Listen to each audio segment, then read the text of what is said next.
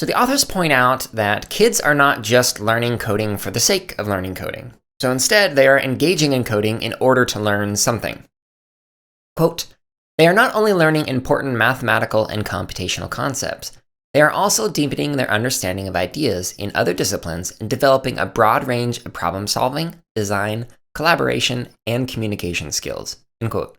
From page 121. However, the ways in which we teach or facilitate coding classes has an impact, or at least can have an impact, on not only how well kids understand coding concepts and practices, but whether coding itself is viewed as an expressive act that kids can engage in. All right, so there are four main challenges that are presented here. One is decontextualized learning. The next one is replication. The next one is not enough time. And the last one is automated assessments. And those category names, by the way, are names that I've provided just for clarification purposes. All right, so the first challenge, decontextualized learning. Here's a quote from pages 121 and 122. Quote, too often, schools are introducing students to computer science by teaching them definitions of words associated with computing without providing them with opportunities to learn and apply computational concepts and practices in the context of meaningful activities. For example, some school districts introduce computing to elementary students by teaching them the definition of the word algorithm and the differences between hardware and software, instead of engaging students in active learning through computing activities such as coding an animated story or programming a robot to dance. End quote. So this particular challenge of decontextualized learning is something that myself and many of the guests on the show have also talked about, so I strongly agree with this as a challenge that we need to talk about as a field. So the next one is replication. So rather than encouraging kids to tinker, experiment, debug, prototype, etc., coding is often introduced as replicating existing code or solving problems with one correct solution. So the authors provide an example of 30 identical projects being shared all at once, and they initially thought that this was a bug on their website that they needed to address, but they then realized that it was 30 different usernames from the same class. So this approach of having kids in a class all create the exact same project in the same way prevents the opportunity for kids to express themselves through creative coding and thinking. Again, this is also something that really resonates with me.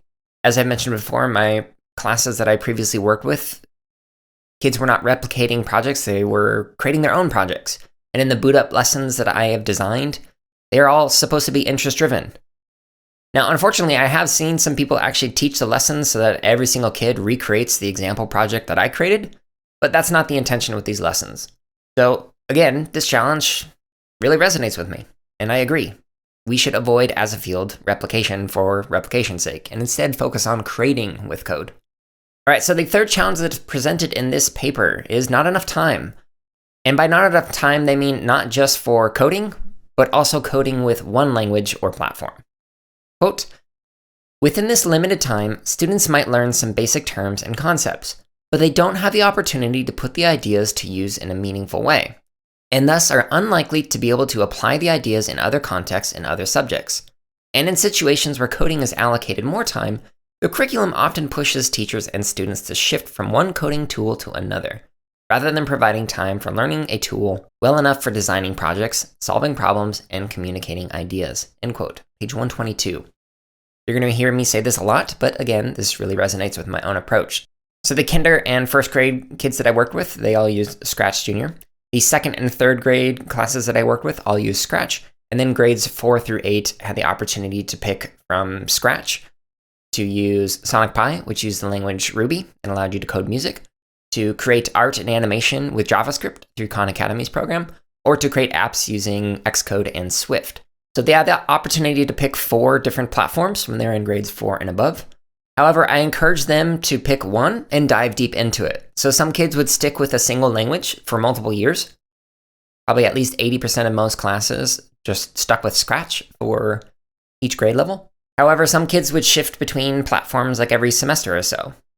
And what was interesting is the level of transfer from it. So I would constantly go up to a computer screen and be like, oh, how'd you figure out how to do that? And they'd be like, oh, well, I remembered that I could do this in Scratch, so I wondered if I could do something similar in JavaScript or whatever.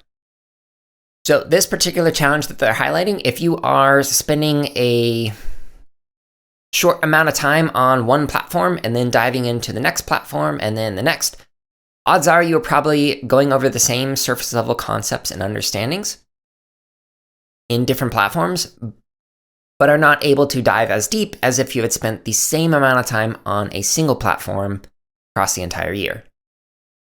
All right, so the fourth challenge that is presented is on automated assessments. Quote, too often, researchers and educators are adopting automated assessment tools that evaluate student programming projects only by analyzing the code, without considering the project goals, content, design, interface, usability, or documentation, end quote, from page 122. Here's another quote on why this is problematic. Quote, this form of assessment doesn't take into consideration what the student's program is intended to do, how well it accomplishes the student's goals, whether the code works as intended, whether people are able to interact with it, or how the student's thinking develops over a series of projects, end quote, from page 122. So this is one of the reasons why I actually recommend if you're going to use an automated tool, use it for reflective practices rather than for evaluative or assessment practices. So have kids use a tool and then use it as a way to guide their own reflection. So for example, the tool might point out that they don't have any conditional blocks. And then they would go, oh yeah, I could add some conditionals into my project. Or they might go, no, that doesn't make sense for this particular project. I don't need conditionals. This excerpt of the CSK8 podcast is from episode number 58, which is titled Coding at a Crossroads. You can listen to this full episode as well as hundreds more by going to jaredoleary.com or by searching for the CSK8 podcast on your favorite podcast app.